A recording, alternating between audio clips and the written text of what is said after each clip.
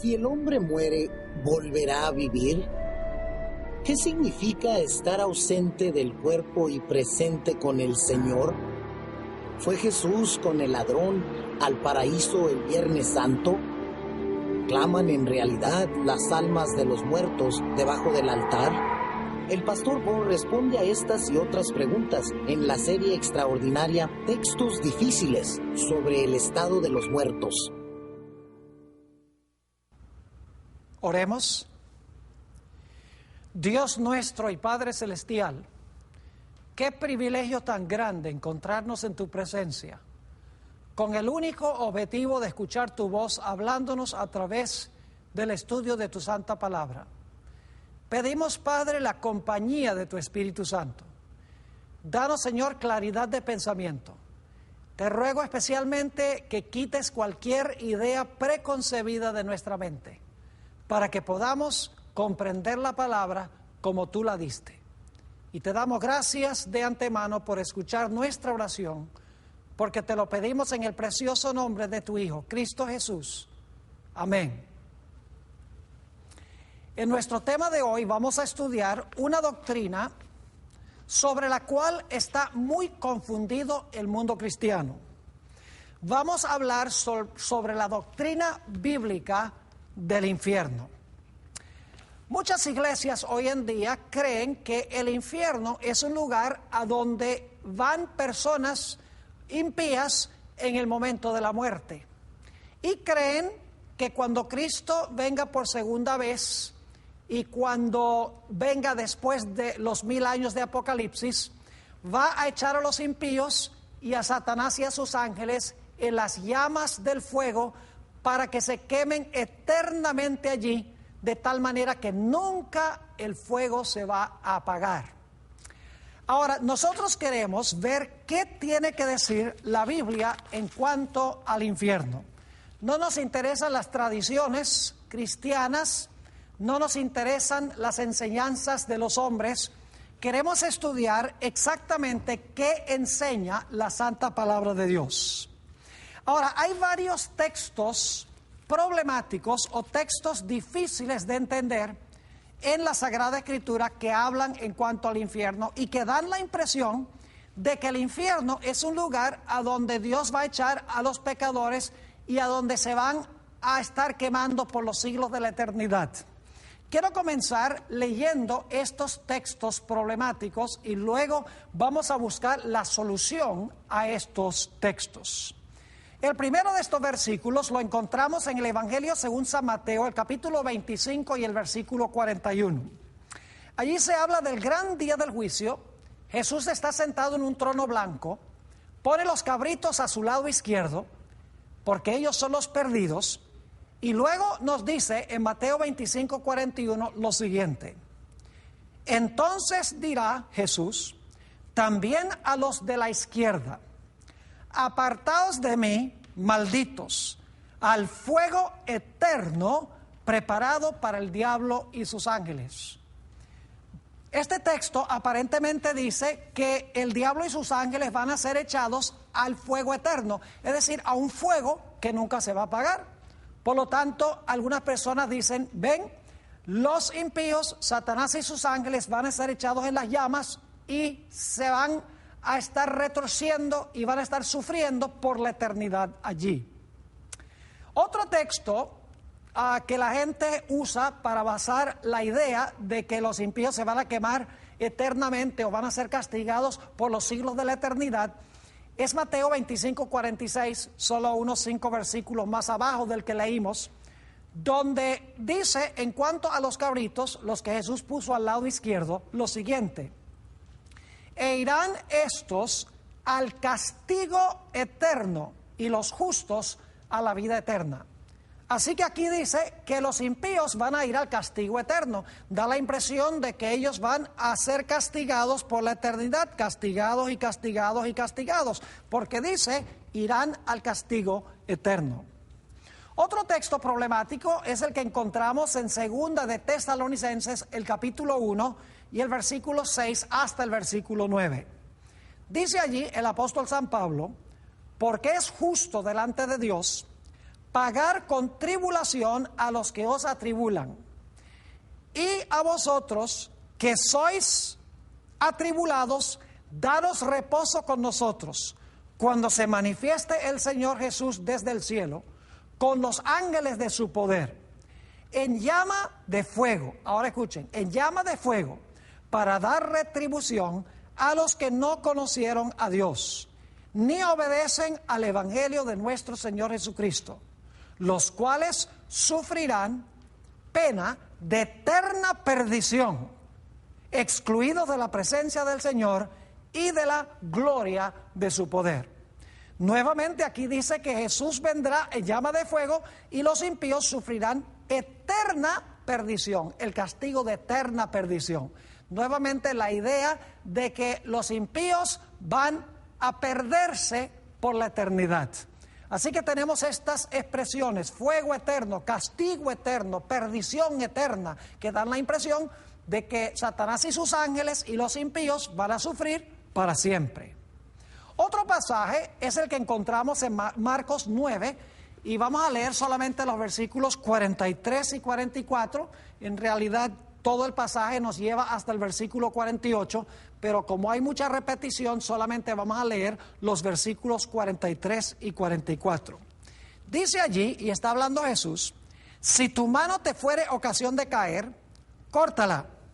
Mejor te es entrar en la vida manco que teniendo dos manos ir al infierno, al fuego que no puede ser apagado. Escuchen bien, al fuego que no puede ser apagado, donde el gusano de ellos no muere y el fuego nunca se apagará. Ahora, debo decirles algo en cuanto a esta traducción.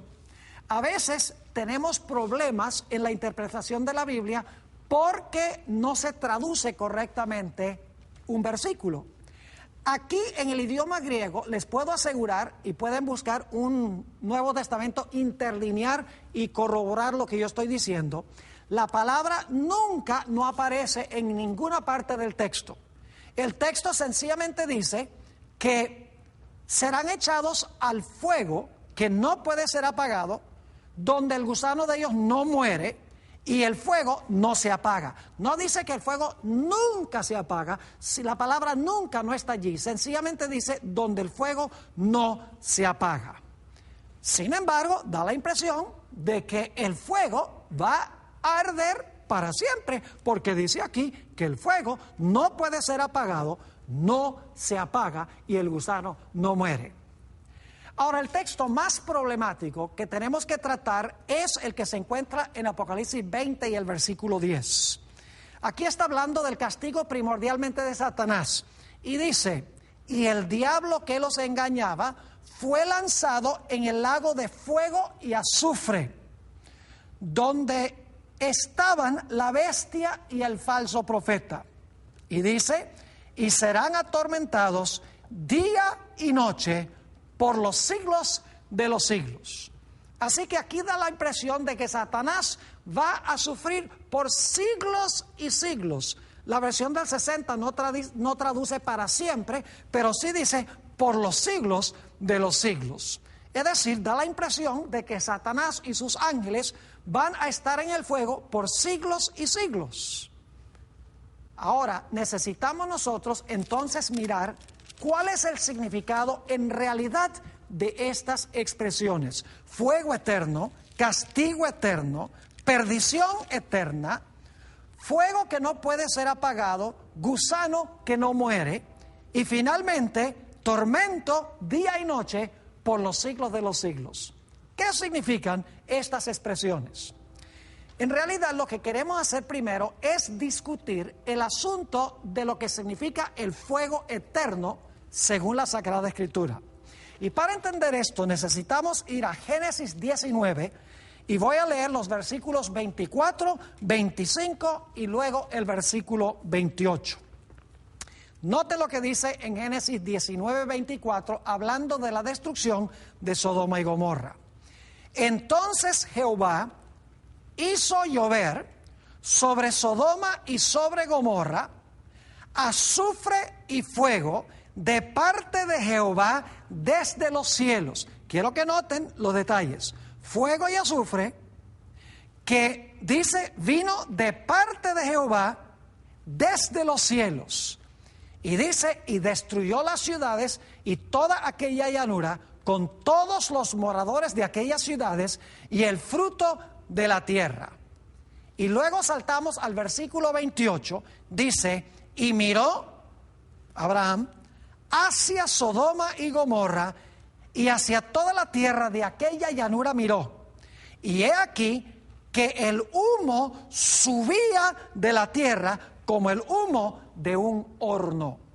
Así que noten, fuego y azufre que caen desde Dios en el cielo. Sobre las ciudades cae este fuego y este azufre, se consumen y dice que el fuego o el humo de las ciudades asciende. Ahora, es interesante notar la clase de fuego que destruyó a Sodoma y a Gomorra.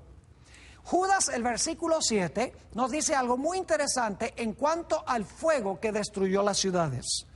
Dice allí, en Judas 7, es un libro que tiene solo un capítulo, como Sodoma y Gomorra y las ciudades vecinas, las cuales de la misma manera que aquellos, habiendo fornicado e ido en pos de vicios contra la naturaleza, fueron puestas por ejemplo, sufriendo el castigo del fuego eterno.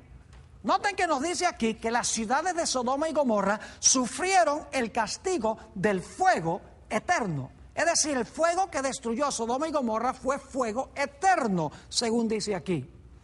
Pero yo quiero que ustedes noten que Sodoma y Gomorra se apagaron. Entonces, ¿cómo es que el fuego fue eterno? Noten lo que dice Segunda de Pedro, el capítulo 2 y el versículo 6.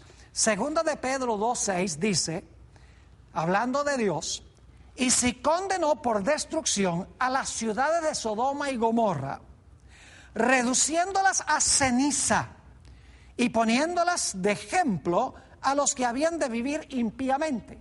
Noten que nos dice aquí que las ciudades de Sodoma y Gomorra fueron reducidas a cenizas. Ahora yo pregunto, ¿puede usted quemar cenizas? ¿Puede consumir cenizas? Claro que no. Las cenizas son el fruto de todo lo que puede ser consumido. Es decir, cuando hay cenizas ya no hay nada más que consumir. Y lo que está consumiendo el fuego se apaga. Es decir, que las ciudades fueron destruidas con fuego eterno, pero se apagaron. Entonces, ¿cómo entendemos que el fuego era eterno y sin embargo las ciudades se apagaron y dejaron de quemarse? Necesitamos entender lo que la Biblia quiere decir por fuego eterno. Para entender esto necesitamos ir a Deuteronomio 4 y el versículo 23 y 24. Deuteronomio 4, 23 y 24, Dios está diciéndole a Israel que no practiquen la idolatría. Y dice así, guardaos, no os olvidéis del pacto de Jehová vuestro Dios, que Él estableció con vosotros, y no os hagáis escultura o imagen de ninguna cosa que Jehová tu Dios te ha prohibido. Porque Jehová tu Dios es fuego consumidor, Dios celoso. Noten que este texto nos dice que Dios es el fuego consumidor. La última parte del versículo dice, no practiques idolatría porque Jehová tu Dios es fuego consumidor. Es decir, Jehová es el fuego. Esta idea es corroborada por el Nuevo Testamento. Hebreos el capítulo 12 y los versículos 28 y 29 nos dicen lo siguiente en cuanto al fuego eterno, en cuanto a Dios como el fuego. Declara, así que, recibiendo nosotros un reino inconmovible, tengamos gratitud y mediante ella sirvamos a Dios, agradándole con temor y reverencia, porque nuestro Dios es fuego consumidor. Noten nuevamente que el fuego consumidor es Dios. Y alguno dice, pastor, entonces usted está diciendo que Dios es un montón de llamas de fuego. Claro que no. El fuego consumidor en realidad representa algo en cuanto a Dios. Noten lo que dice en Éxodo 24 y el versículo 15 al 17. Éxodo 24, 15 al 17. Vamos a ver en qué sentido Dios es fuego consumidor. Dice allí, en cuanto a Moisés, quien subió a la cima de la montaña, entonces Moisés subió al monte, y una nube cubrió el monte. Y ahora escuchen bien, y la gloria de Jehová reposó sobre el monte Sinaí, y la nube lo cubrió por 6 días. Y al 7º día llamó Moisés de en medio de la nube. Y ahora escuchen bien. Y la apariencia de la gloria de Jehová, fíjense, la apariencia de la gloria de Jehová era como un fuego abrasador en la cumbre del monte a los ojos de los hijos de Israel. Fíjense aquí que nos dice que la gloria de Jehová era como un fuego abrasador. Es decir, el fuego consumidor es la gloria de Jehová. Está rodeado de una luz gloriosa que no puede existir en la presencia del pecado. Un ejemplo de esto lo hallamos en Apocalipsis 15 y el versículo 2, a donde se describe un mar de vidrio que está como entremezclado con fuego. En realidad, este mar de vidrio se encuentra al pie del trono de Dios. Quiero leer ese versículo, Apocalipsis 15, 2. Dice, vi también como un mar de vidrio mezclado con fuego, y a los que habían alcanzado la victoria sobre la bestia y su imagen y su marca y el número de su nombre, en pie sobre el mar de vidrio con las arpas de Dios. ¿Por qué razón se dice que el mar de vidrio parece mezclado con fuego? La razón es muy sencilla, mis queridos amigos. El trono de Dios está por encima de ese mar cristalino. Y cuando la gloria de Dios se refleja en ese mar cristalino como el vidrio, el mar parece como si estuviera revuelto con fuego por la gloria de Dios que se refleja allí.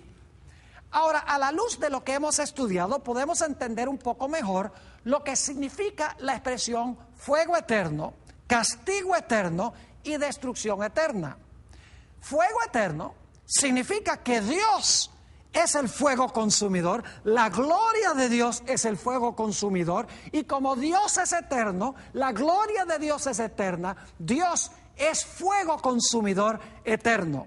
Pero noten que no son los que son destruidos eternos, sino que el fuego que los consume es eterno, la gloria de Dios es eterna. ¿Qué diríamos de la expresión castigo eterno? Mis amigos, no quiere decir esto que los impíos van a ser castigados y castigados y castigados y torturados por la eternidad.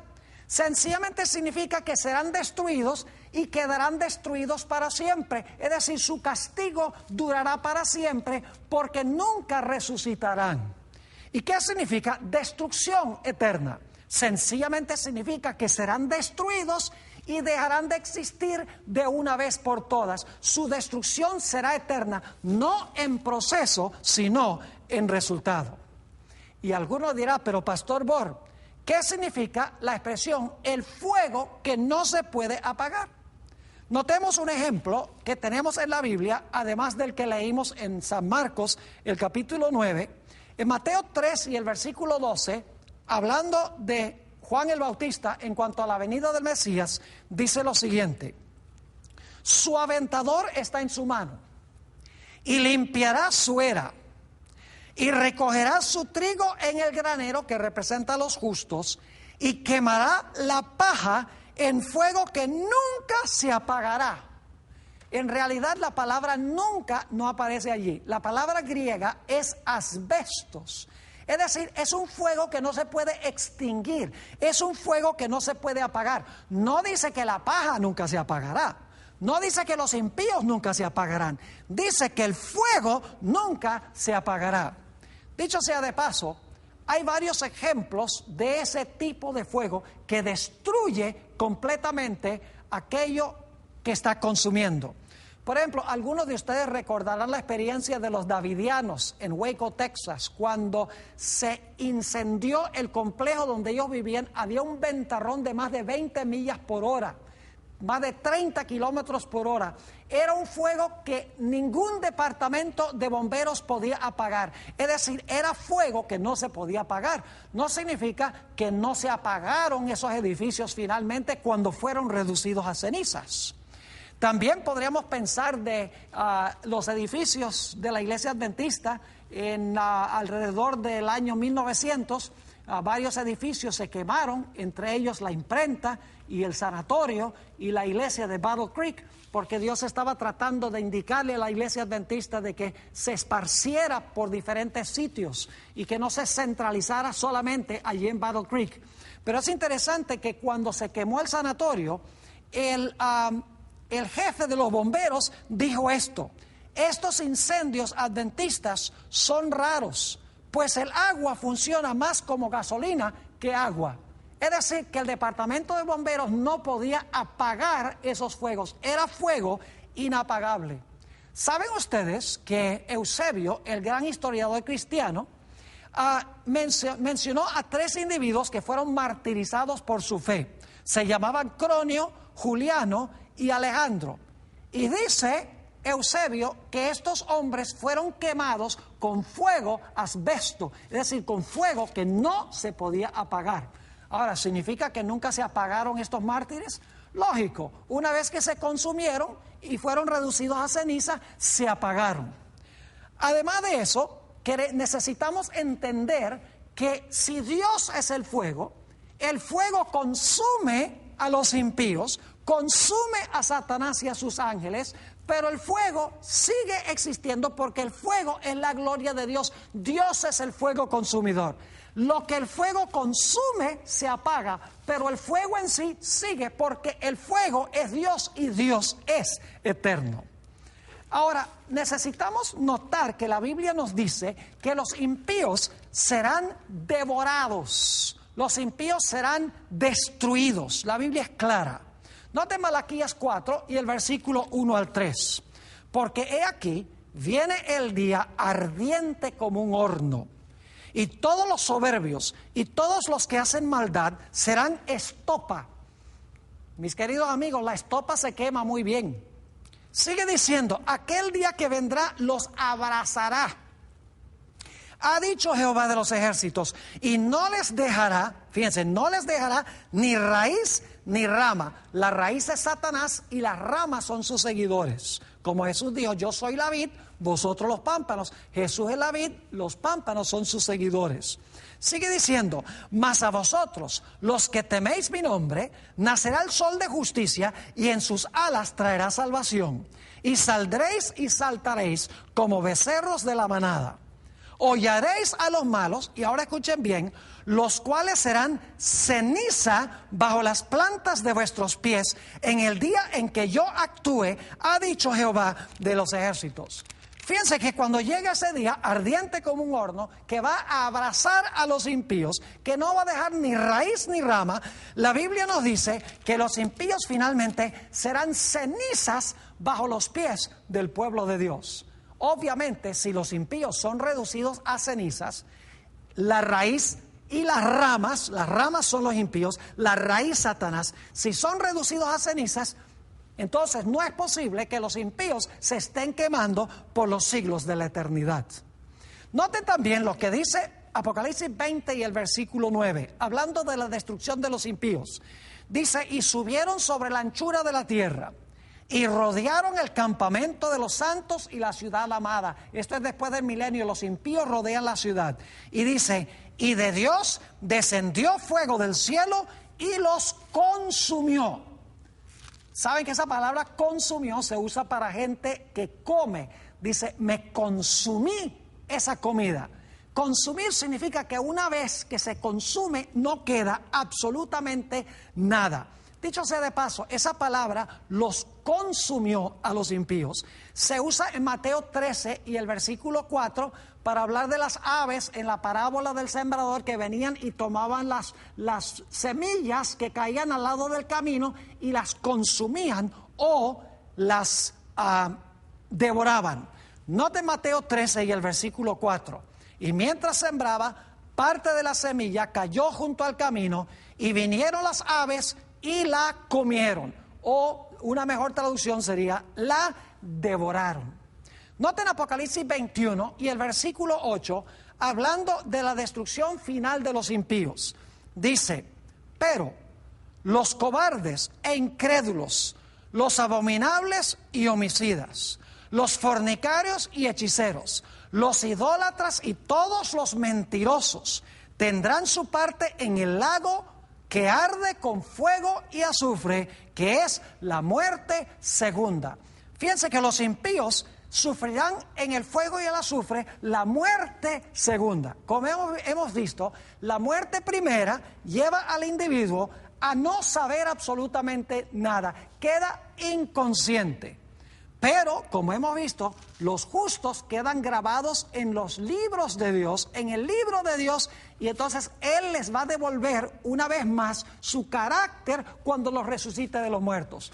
Pero los impíos no van a disfrutar de la misma suerte que los justos, porque los impíos van a ser borrados del libro de la vida, y ellos sufrirán muerte segunda, que es la muerte de la cual nunca habrá una resurrección. Es decir, dormirán un sueño perpetuo y no despertarán. Ahora, una cosa muy sorpresiva, cada vez que leo este texto la gente se sorprende, es que los que van a vivir en medio de las llamas del fuego eterno no son los impíos sino los justos. Y alguno dice, pero pastor, ¿cómo es que usted dice que son los justos los que van a vivir en medio del fuego eterno? Sencillamente porque la Biblia lo explica así. Los impíos no pueden vivir en la presencia de un Dios santo por la eternidad. No pueden vivir en la presencia de Dios, que es un fuego consumidor, porque ese fuego los consume, los devora, los destruye, dejan de existir, sufren la muerte segunda. Pero los justos, que tienen el carácter de Dios, podrán vivir en la presencia de Dios, quien es fuego consumidor, y no ser destruidos. Noten Isaías 33, 14 y 15. Los pecadores se asombraron en Sión. Espanto sobrecogió a los hipócritas. Y luego se hace la pregunta, ¿quién de nosotros morará con el fuego consumidor? ¿Quién de nosotros habitará con las llamas eternas? Fíjense la pregunta, ¿quién va a habitar con las llamas eternas? ¿Quién va a morar con el fuego consumidor? Escuche la respuesta. El que camina en justicia y habla lo recto, el que aborrece la ganancia de violencias, el que sacude sus manos para no recibir cohecho, el que tapa sus oídos para no oír propuestas sanguinarias, el que cierra sus ojos para no ver cosa mala. ¿Se fijaron que son los justos los que van a vivir con el fuego consumidor y habitar con las llamas eternas? Porque los impíos no podrían subsistir. El fuego los consumiría. Ahora saben que el fuego común y corriente necesita combustible para reabastecerse, pero Dios no necesita algo que consumir para abastecerse. Es decir, Dios como fuego consumidor es autoabasteciente. Ahora necesitamos hacernos la pregunta, ¿por cuánto tiempo sufrirán los impíos? ¿Por cuánto tiempo sufrirá Satanás junto con sus ángeles? Bueno, vamos a notar en primer lugar que el sufrimiento será según las obras o según la vida de la persona, el grado de pecaminosidad. Noten Lucas 12, 47 y 48. Lucas 12, 47 y 48. Hay diferentes grados de castigo. Dice, aquel siervo que conociendo la voluntad de su Señor, no se preparó, ni hizo conforme a su voluntad, recibirá muchos azotes, fíjense. Mas el que sin conocerla hizo cosas dignas de azotes, será azotado poco, porque a todo aquel a quien se haya dado mucho, mucho se le demandará, y el que mucho se le haya confiado, más se le pedirá. Es decir, hay grados de castigo dependiendo de la cantidad de luz que hemos recibido y el uso que hemos hecho de esa luz. También en Apocalipsis 20 y el versículo 13 nos explica que el castigo será conforme a las obras que se cometieron mientras vivimos en este cuerpo mortal y corruptible. Dice allí en Apocalipsis 20 y el versículo 13, y el mar entregó los muertos que había en él, y la muerte y el Hades que es el sepulcro, ya lo hemos estudiado, y la muerte y el Hades entregaron los muertos que había en ellos y fueron juzgados cada uno según sus obras. Y fíjense que esto está hablando después del milenio. Este es el juicio solamente de los impíos. Cada uno es juzgado conforme a las obras que cometió mientras estaba vivo. Díganme ustedes, ¿ustedes creen que sería justo para Dios castigar a un pecador que no aceptó al Señor Jesucristo, pero en realidad vivió una vida bastante moral, pero sin aceptar a Jesús se condenó? Y pensamos de otro individuo como Adolfo Hitler, que mató a 6 millones de judíos. ¿Creen ustedes que sería justo que Dios condenara a ambos a quemarse eternamente en las llamas del infierno? Eso sería como un juez castigar un asesinato y castigar una violación de una ley de tránsito con la silla eléctrica. Es decir, hay diferentes grados de pecaminosidad que lleva a diferente grado de castigo. No todos los impíos van a sufrir, en otras palabras, por igual. Y Satanás y sus ángeles van a sufrir más que cualquiera. Ahora, un texto que a los adventistas les gusta mucho leer es Isaías 66, 22 y 23, a donde se habla de la observancia del sábado en el cielo y en la tierra nueva. Dice allí: porque como los cielos nuevos y la nueva tierra que yo hago permanecerán delante de mí, dice Jehová, así permanecerá vuestra descendencia y vuestro nombre. Y de mes en mes y de día de reposo en día de reposo vendrán todos a adorar delante de mí, dijo Jehová. Es decir, esto está diciendo que de mes en mes vamos a ir a comer del árbol de la vida y de sábado en sábado vamos a ir a adorar a Dios para conmemorar la nueva creación de los cielos y de la tierra. Pero ahora escuchen bien. Muchas veces los adventistas paramos en el versículo 23 y no continuamos con el versículo 24, porque el versículo 24 aparentemente es problemático. Quiero leerlo. Dice: y saldrán. La palabra "y" conecta con los versículos anteriores. Dice: y saldrán los que están en la ciudad, es decir, y verán los cadáveres de los hombres que se rebelaron contra mí. Porque su gusano nunca morirá. Nuevamente el hebreo no dice su gusano nunca morirá. Sencillamente dice su gusano no muere, ni su fuego se apaga. Y serán abominables a todo hombre. Es decir, que el gusano no muere mientras hay algo que consumir. El fuego no se apaga mientras hay algo que consumir.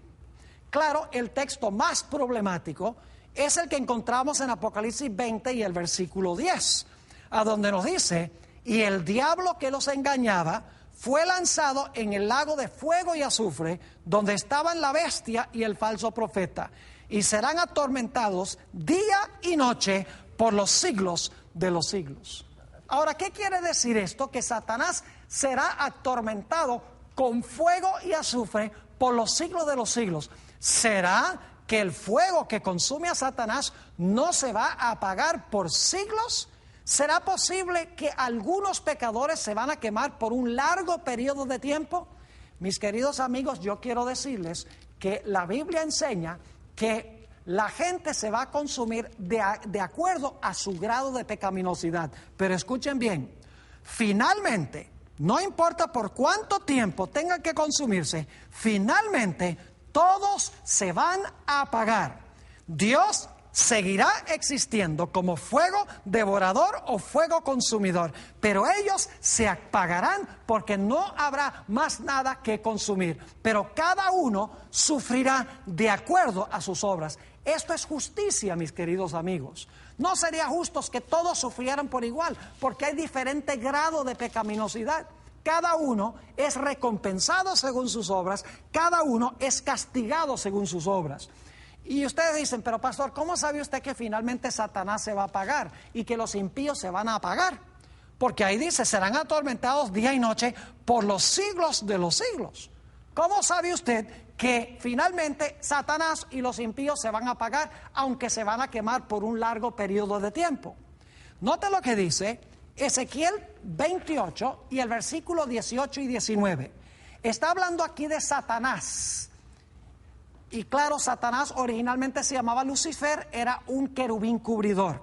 Dice en Ezequiel 28 y el versículo 18 y 19 en cuanto a Satanás: con la multitud de tus maldades y con la iniquidad de tus contrataciones profanaste tu santuario. Yo pues saqué fuego de en medio de ti, el cual te consumió. Fíjense la expresión, te consumió. Y te puse ahora escuchen, en ceniza sobre la tierra a los ojos de todos los que te miran. La Biblia dice que Satanás será reducido a ceniza. Quiere decir entonces que se va a apagar. Y sigue diciendo: todos los que te conocieron de entre los pueblos se maravillarán sobre ti, espanto serás y para siempre dejarás de ser. ¿Qué significa esa expresión, dejarás de ser? Yo creo que la Biblia es clara. No va a existir más. Dejar de ser significa dejar de existir. Satanás será reducido a cenizas y dejará de existir aún después de sufrir un largo periodo de tiempo, como notaremos en unos momentos. Otro texto que nos dice que Satanás y los impíos se van a apagar finalmente es Malaquías 4 y el versículo 1 al 3.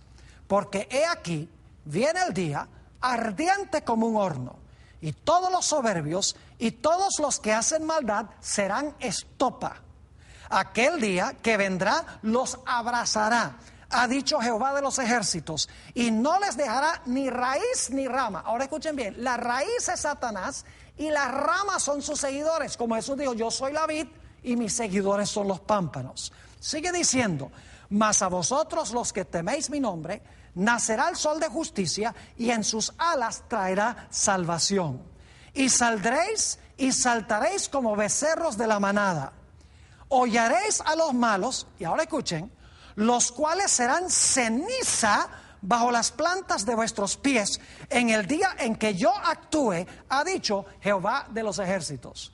Fíjense que los impíos, las ramas, también serán reducidas a cenizas. Es decir, los impíos también en algún momento se van a apagar. Satanás se va a apagar y también los impíos se van a apagar. Pero Dios, quien es el fuego abrasador, la gloria de Dios que es eterna, seguirá existiendo. Se autoabastece la gloria de Dios, el fuego que menciona la Sagrada Escritura. Aún después que se apaguen todos los impíos, Satanás y sus ángeles, Dios seguirá existiendo como el fuego consumidor y su pueblo habitará en su presencia. Ahora quiero leerles un testimonio muy interesante escrito por Elena White, porque yo estoy seguro que muchos están haciéndose la pregunta: ¿de dónde saca el pastor Bor esta idea que Satanás va a sufrir por un largo periodo de tiempo? Algunos pecadores van a sufrir también bastante largo tiempo y otros pecadores solamente van a quemarse un corto periodo de tiempo. ¿De dónde saca el pastor Bor eso? Lo primero que quiero hacer es leer un par de citas de una autora que se llama Elena White y luego vamos a ir a la Biblia para ver cuál es la base de lo que ella está diciendo. Esta señora escribió este mensaje muy temprano en su ministerio. Tuvo un ministerio de 70 años aproximadamente, pero esto lo escribió muy temprano en su ministerio. Se encuentra la cita en Primeros Escritos, páginas 290 y 291. Dice: después vi tronos, porque ella está recibiendo una visión. Después vi tronos, en los cuales estaban sentados Jesús y los redimidos. Estos son los tronos que menciona Apocalipsis 24, donde se le da la facultad de juzgar a los que fueron degollados por la palabra de Dios y el testimonio de Jesucristo, y que no habían adorado a la bestia ni a su imagen. Ya estudiamos ese pasaje. Así que dice: después vi tronos en los cuales estaban sentados Jesús y los redimidos. Los santos reinaban como reyes y sacerdotes de Dios. Eso está en Apocalipsis 24. En unión con los suyos, juzgaba Cristo a los impíos muertos, comparando sus acciones con el libro del estatuto, la palabra de Dios, y fallando cada caso según lo hecho con el cuerpo. Eso se basa en lo que dice el apóstol San Pablo. Dice: ¿no sabéis que nosotros hemos de juzgar al mundo? 1 Corintios 6 y el versículo 2. Luego sigue diciendo ella: después sentenciaban a los impíos al castigo que debían sufrir de acuerdo a sus obras. Fíjense que Jesús, en unión con los justos, examina las obras, dictan la sentencia que se debe ejecutar, y entonces dice que esta sentencia quedaba escrita frente a sus nombres en el libro de la muerte. Y luego habla de Satanás y dice, también Satanás y sus ángeles fueron juzgados por Jesús y los santos. Y saben que eso no es una idea novedosa, porque el apóstol Pablo dice en 1 Corintios 6 y el versículo 3, ¿no sabéis que hemos de juzgar a los ángeles? No pueden ser ángeles buenos, porque ellos no necesitan juicio. Tiene que ser los ángeles impíos que van a ser juzgados por los santos o por los salvos. Así que dice, también Satanás y sus ángeles fueron juzgados por Jesús y los santos. Y ahora viene una oración clave. El castigo de Satanás había de ser mucho más terrible. Dicho sea de paso, Elena White escribió en inglés, esta es una traducción al español. En realidad, una mejor traducción sería, no como dice aquí en la traducción, que el castigo de Satanás había de ser mucho más terrible. En inglés la palabra es greater. Una mejor traducción sería que su castigo iba a ser mucho mayor.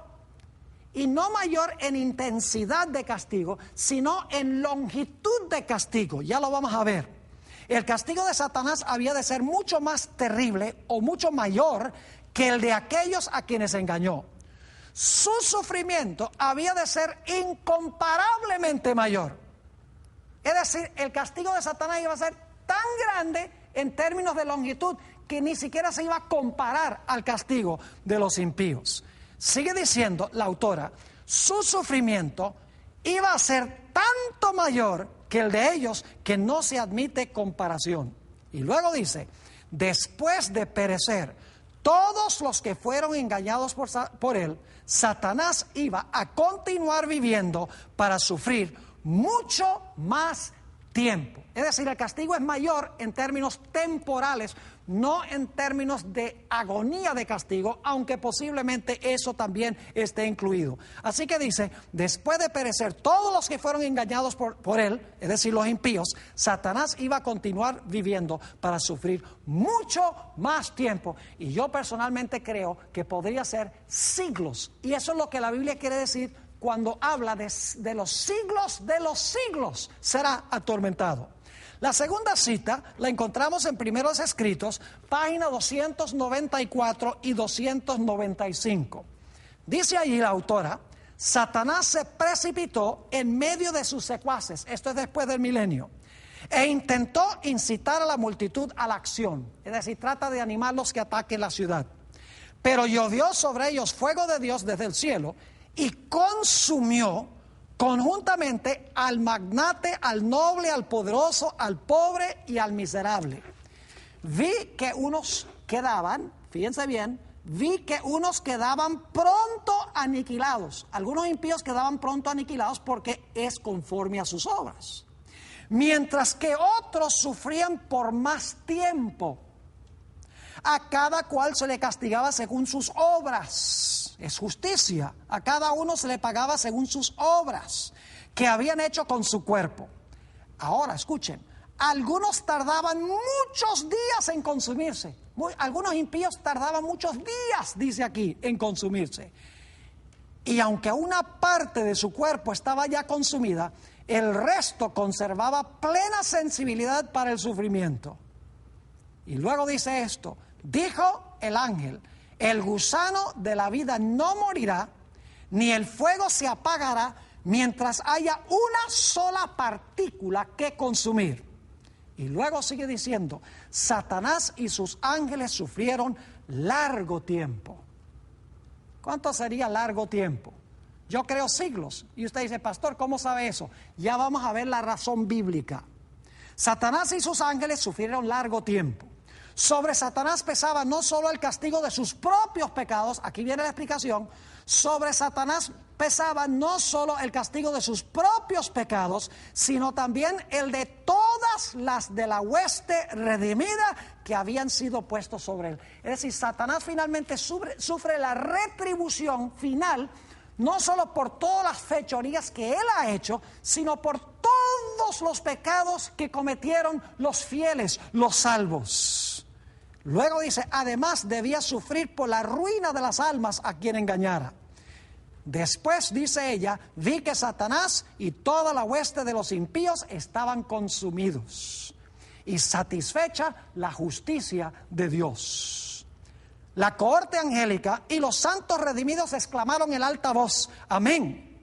Dijo el ángel, Satanás es la raíz y los hijos son las ramas. Ya están consumidas raíz y ramas. Han muerto de una muerte eterna, nunca resucitarán y Dios tendrá un universo limpio. Fíjense qué interesante, Elena White está en perfecta armonía con la Biblia. Dice que hay diferente longitud de castigo dependiendo del grado de pecaminosidad que tuvo la persona. Satanás será el que más largo sufrirá junto con sus ángeles. Algunos impíos sufrirán también largo, otros serán consumidos en términos cortos. Todo tiene que ver con la justicia de Dios, pero Elena White, contrario a lo que enseñan muchos cristianos, enseñó que finalmente, aunque Satanás se va a consumir por un largo tiempo, y algunos impíos se van a consumir por muchos días, y otros van a ser consumidos por un periodo corto, últimamente todos se apagarán y finalmente Dios tendrá un universo limpio. Ahora, ¿cuál es el fundamento bíblico para lo que dice Elena G. White? Escuchen bien. Hay que entender esto a la luz del santuario hebreo. En el santuario había un servicio diario. Y en ese servicio diario los pecados del pueblo de Israel eran colocados dentro del santuario por medio de la sangre del sacrificio. Es decir, los pecados que eran confesados por el pueblo y entraban por la sangre al santuario, quedaban registrados en el santuario, pero eran pecados perdonados que estaban en el santuario. Es decir, la gente no tenía que preocuparse porque estaban allí dentro del santuario, porque habían entrado perdonados esos pecados por medio de la sangre del sacrificio. Es decir, durante todo el año el santuario se iba llenando de pecado cubierto por la sangre de Cristo, pecados perdonados. Pero una vez al año era necesario purificar el santuario de todos esos pecados que habían entrado durante el transcurso del año al santuario. Y ese se conocía como el gran día de la expiación. Y en el día de la expiación se escogían 2 machos de cabrío, uno para el Señor y otro para Azazel. Vamos a leer en cuanto a eso en Levítico 16 y el versículo 7.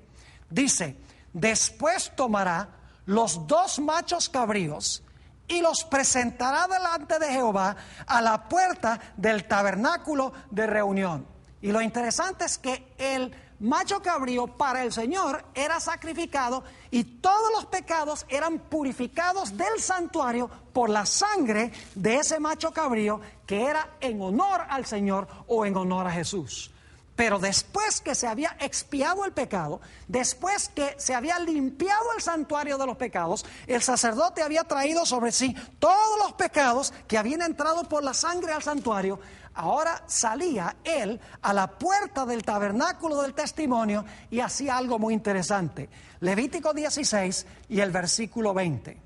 Dice, cuando hubiere acabado el sumo sacerdote de expiar el santuario y el tabernáculo de reunión y el altar. Noten que aquí no se expía al pecador individual, sino que se expía el santuario, se limpia el santuario de los pecados que habían entrado durante el año. Dice, cuando hubiere acabado de expiar el santuario y el tabernáculo de reunión y el altar, hará traer el macho cabrío vivo. Y pondrá a Aarón sus 2 manos sobre la cabeza del macho cabrío vivo, y confesará sobre él todas las iniquidades de los hijos de Israel, todas sus rebeliones y todos sus pecados, poniéndolos así sobre la cabeza del macho cabrío Y luego noten, y lo enviará al desierto por mano de un hombre destinado para esto. Y aquel macho cabrío llevará sobre sí las iniquidades de ellos a tierra inhabitada y dejará ir al macho cabrío por el desierto. Este macho cabrío, Azazel, representa al demonio, representa a Satanás. Así lo entendían los judíos unánimemente.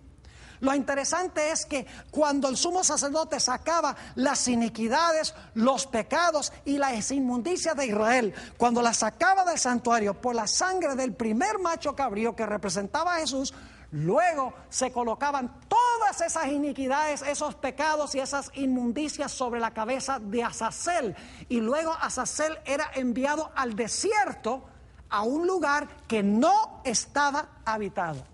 Dicho sea de paso, los únicos pecados que eran colocados, o la única responsabilidad que era colocada sobre Azazel, era por los pecados que habían entrado por la sangre del santuario. Es decir, solo los pecados que habían sido confesados y vencidos por la gracia de Cristo eran sacados del santuario y colocados sobre la cabeza de Azazel. Es decir, los únicos pecados que se colocaban sobre la cabeza de Azazel eran los pecados de los redimidos. Y saben que los impíos, que no habían metido sus pecados al santuario, que no afligían sus almas en el día de expiación, ellos mismos sufrían su castigo por el pecado. Esos pecados de los impíos no eran puestos sobre Azazel. Los impíos sufrían ellos mismos por esos pecados. Noten lo que dice en Levítico, el capítulo 23 y el versículo 29 y 30 sobre esto.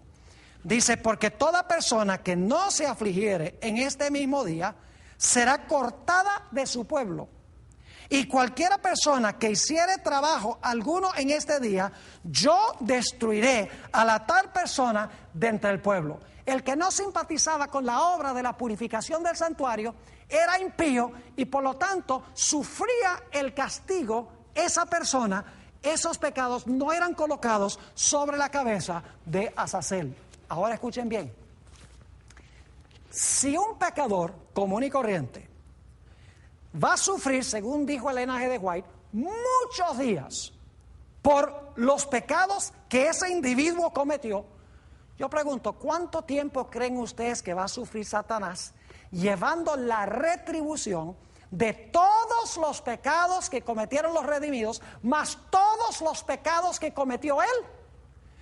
No es irrazonable decir que si él está sufriendo la retribución final por los pecados de todos los redimidos, de todas las épocas, y además de eso está sufriendo por los pecados que él mismo cometió, no es irrazonable pensar que Satanás y sus ángeles se van a quemar por un largo periodo de tiempo. Yo creo por eso es que Apocalipsis 20:10 dice, por los siglos de los siglos. El gusano no muere y el fuego no se apaga mientras está haciendo su obra. Ahora escuchen bien, la destrucción es la obra extraña de Dios. Dios por naturaleza es creador, no es destructor. Por eso en Isaías 28 y el versículo 21 dice, porque Jehová se levantará como en el monte Perasim, como en el valle de Gabaón se enojará, para hacer su obra, su extraña obra, y para hacer su operación, su extraña operación. Es decir, la destrucción es algo extraño para Dios. La Biblia nos dice que finalmente el azufre y el fuego van a caer sobre la tierra. Es decir, el infierno va a ser en la tierra. Por eso el infierno no puede ser eterno, porque la Biblia dice que Dios va a hacer un cielo nuevo y una tierra nueva. ¿Cómo va a ser un cielo nuevo y una tierra nueva si el infierno es eterno y está ardiendo en la superficie de la tierra? Noten Apocalipsis 20 y el versículo 7 al 10.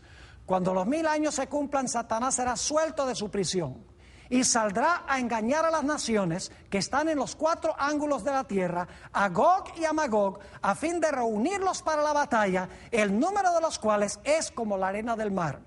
Y subieron sobre la anchura de la tierra y rodearon el campamento de los santos y la ciudad amada.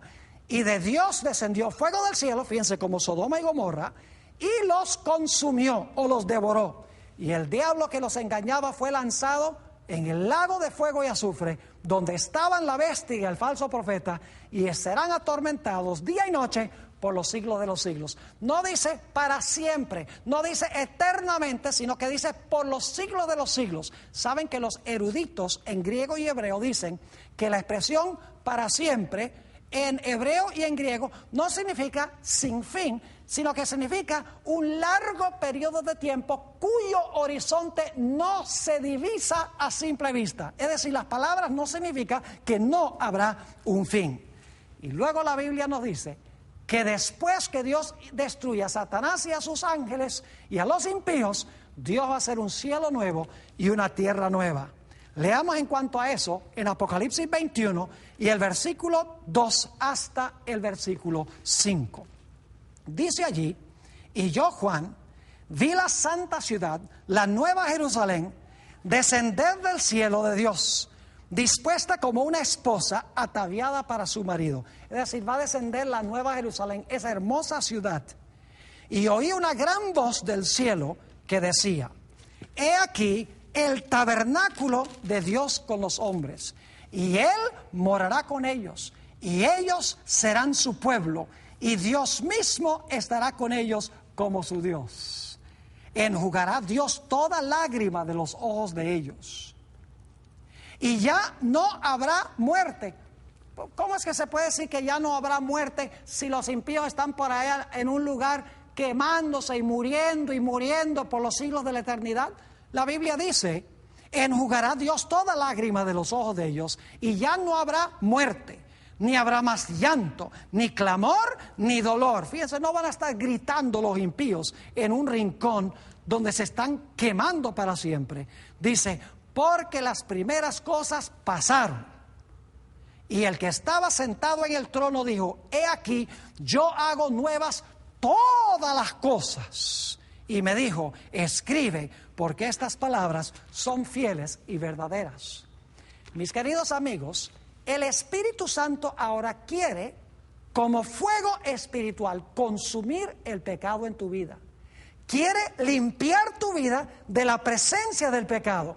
Porque el Espíritu Santo es fuego consumidor para el pecado. Y si tú consientes, el Espíritu Santo consumirá el pecado. Pero escucha bien, si insistes en aferrarte a tu pecado, el pecado finalmente terminará destruyéndote. Porque Dios no puede habitar en la presencia del pecado. Así que mi oración es que nosotros aceptemos en nuestra vida la obra del Espíritu Santo, que consuma el pecado en nuestra vida, de tal manera que podamos habitar para siempre en la presencia del fuego consumidor de un Dios santo.